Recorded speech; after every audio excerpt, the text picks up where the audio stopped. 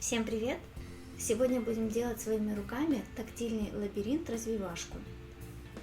Я покажу вам развивашку для деток любого возраста. Сразу скажу, что такой вариант работает как антистресс, потому что залипаешь сам на 100%. Я советую брать велюр, можно взять флис или волсофт. В любом случае тактильные ощущения будут очень приятными. Скачиваем заготовку. Сложность выбираем по возрасту своего ребенка. Печатаем в 100% масштабе, как постер в Adobe Reader. Вырезаем и склеиваем. Почему я советую велюр? Он важен тем, что ворс при движении в разные направления дает разные тактильные ощущения. Берем ткань со сгибом такого размера, как наша бумажная выкройка, плюс припуски на швы.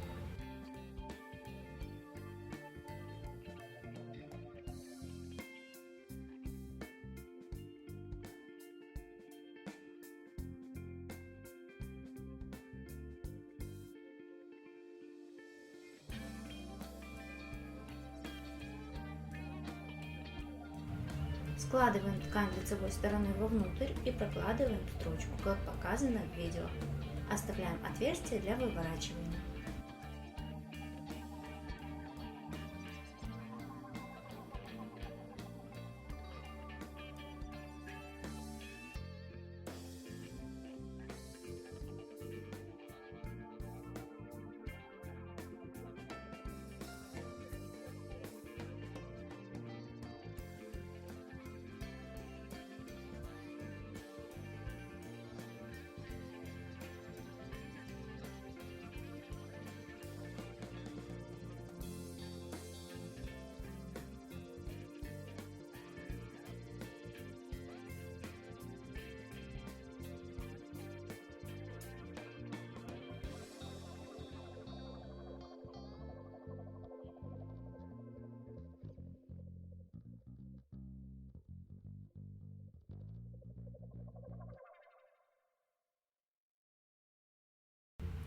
Выворачиваем.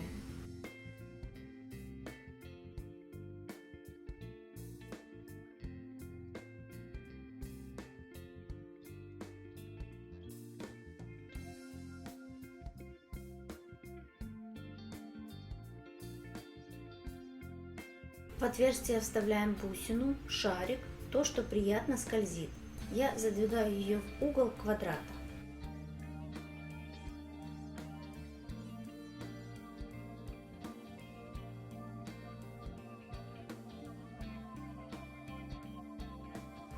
Скалываем выкройку и ткань и шьем на швейной машине по бумаге, повторяя всю схему лабиринта, делаем закрепочки.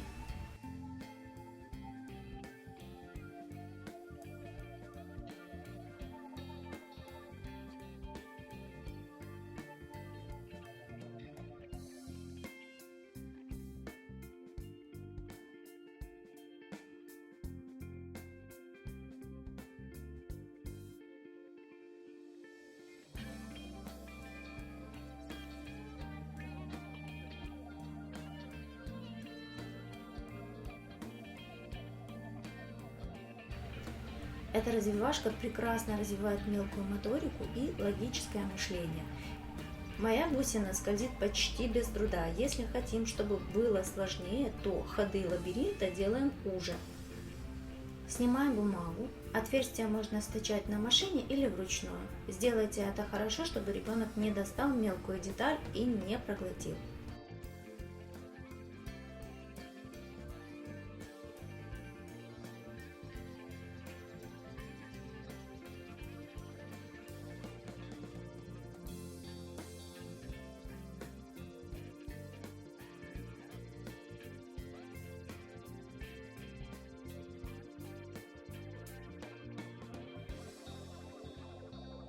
Если вы хотите как-то разнообразить эту развивашку или хотите, чтобы малыш видел, что там движется под этой тканюшкой, уголочек делаем из прозрачной пленки. Пленка должна быть плотная, но при этом мягкая на ощупь.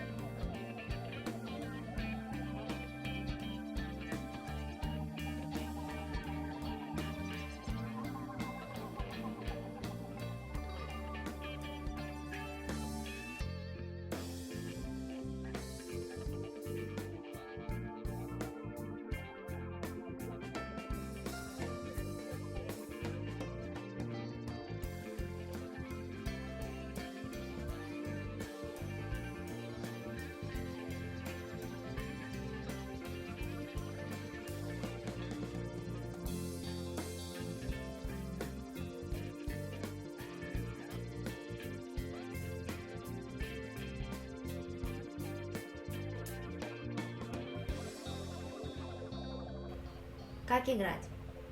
Даете ребенку и показываете, как движется бусинка под тканью. Сначала ребенок должен сам все делать, а затем можете ставить цели. Например, вот тут по центру ставим метку в виде игрушки, крышечки и так далее. И просите, чтобы малыш нашел выход по лабиринту к этой метке. Меняем метку в разные места. Если у вас ребенок маленький, то он будет играть в эту игрушку с огромным удовольствием. Надеюсь, что ему и вам понравится. И до следующих видео. И всем пока-пока.